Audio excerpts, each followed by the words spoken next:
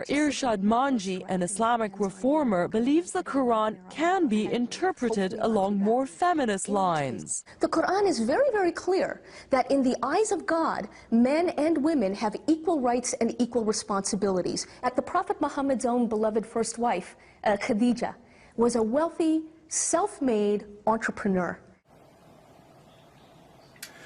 All right, ABC, you've finally managed to tick me off. You just told millions of people that according to Islam, men and women have equal rights and responsibilities before Allah.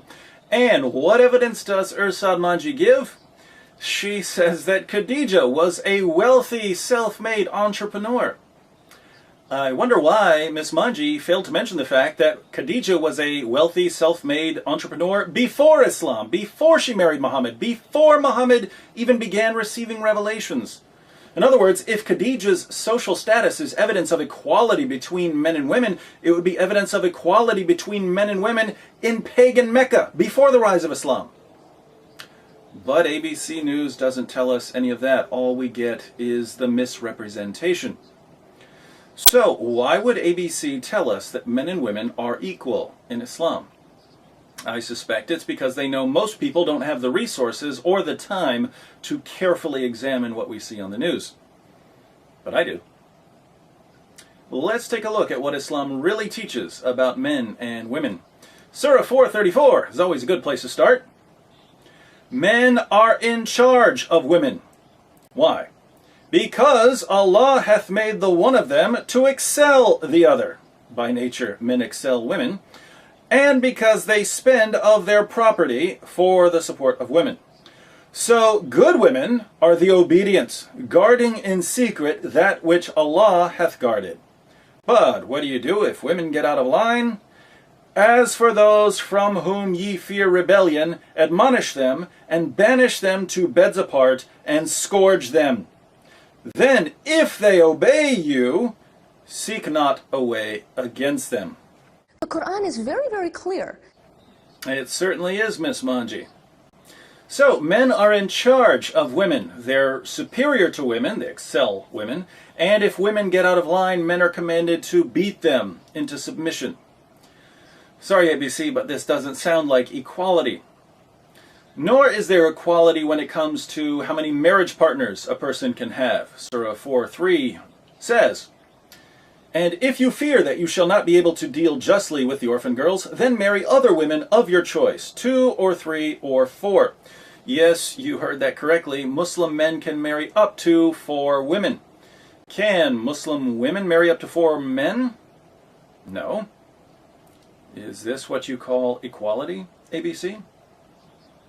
We should also note that Muslim men can have more sexual partners than just their 4 wives. Muslim men get to have sex with their war captives and slave girls, those whom their right hands possess. Consider Surah 23, 1-6. The believers must eventually win through, those who humble themselves in their prayers, who avoid vain talk, who are active in deeds of charity, who abstain from sex, except with those joined to them in the marriage bond, or the captives whom their right hands possess, for in their case they are free from blame." What I find rather horrifying is that Muslims can have sex with their captives and slave girls, even if the captives and slave girls are married.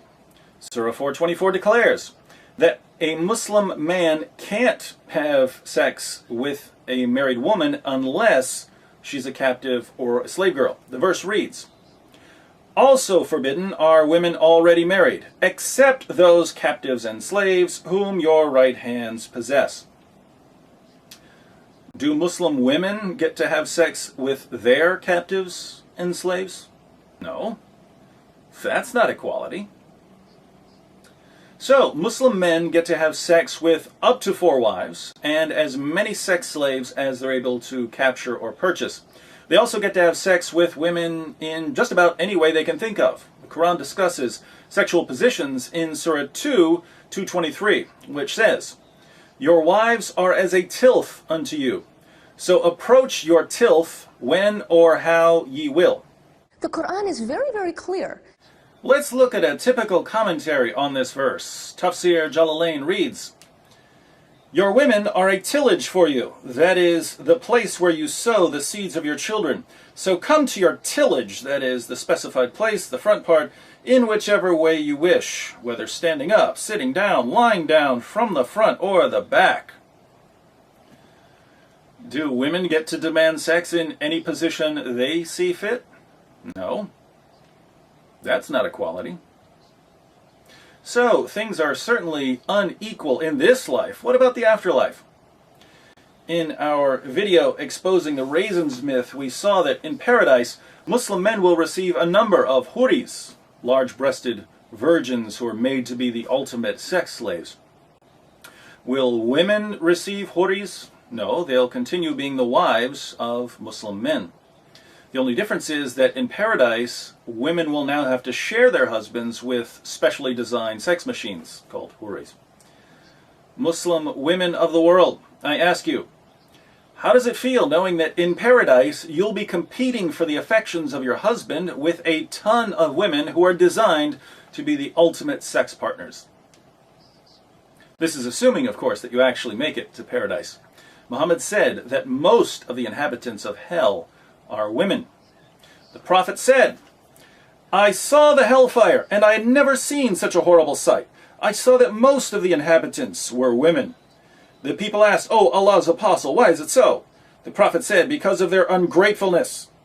It was asked whether they are ungrateful to Allah. The Prophet said, they are ungrateful to their companions of life, husbands, and ungrateful to good deeds. So, according to Muhammad, most of the inhabitants of hell are women. The women are in hell because they're ungrateful to their husbands and because they don't perform enough good deeds. But this means that women are less moral than men, according to Muhammad. They're also less intelligent. In Surah 2, 282, the Quran discusses contracts, and we find that the testimony of a woman is worth half the testimony of a man. It says, and get 2 witnesses out of your own men. And if there are not 2 men available, then a man and 2 women, such as you agree for witnesses, so that if one of them, one of the 2 women, errs, the other can remind her. The Quran is very, very clear. According to Muhammad, the reason women aren't as reliable as men is that they're stupid. The Prophet said, isn't the witness of a woman equal to half of that of a man? The women said, yes. He said, this is because of the deficiency of her mind. Let's read a final passage that combines the lack of intelligence and the lack of good morals aspects of women. Muhammad said, O womenfolk, you should give charity and ask much forgiveness, for I saw you in bulk amongst the dwellers of hell. A wise lady among them said, why is it, Messenger of Allah, that our folk are in bulk in hell? Upon this, the Holy Prophet observed, you curse too much and are ungrateful to your spouses. I have seen none lacking in common sense and failing in religion, but at the same time robbing the wisdom of the wise, besides you. Upon this, the woman remarked, what is wrong with our common sense and with our religion? He, the Holy Prophet, observed, your lack of common sense can be well judged from the fact that the evidence of 2 women is equal to 1 man. That is a proof of the lack of common sense. So, how exactly are women equal to men in Islam? They're not equal in intelligence or common sense. They're not equal in morality. They're not equal in the number of sexual partners they can have in this life or the afterlife. The value of their testimony isn't equal. Men are in charge of women. Men excel women. Men get to beat women. Men and women aren't equal at all in Islam. And we didn't even have time to get to the veil or mutta, temporary marriage that amounts to no more than prostitution, or the Quran allowing sex with prepubescent girls, etc. So, why does ABC News continue to mislead millions of viewers, trying desperately to convince us that Islam is perfectly compatible with Western values? Stay tuned. I assure you, we will get to the bottom of this.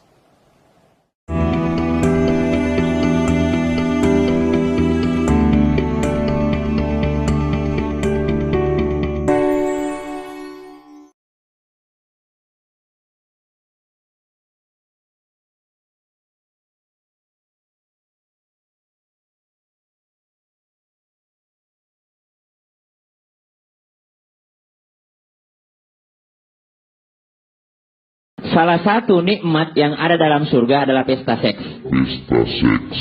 Minta maaf, karena inilah yang kita tahan-tahan di dunia. Inilah yang kita tahan-tahan di dunia. Dan kenikmatan terbesar yang diberikan Allah Subhanahu wa ta'ala di surga adalah pesta seks. Adalah pesta seks.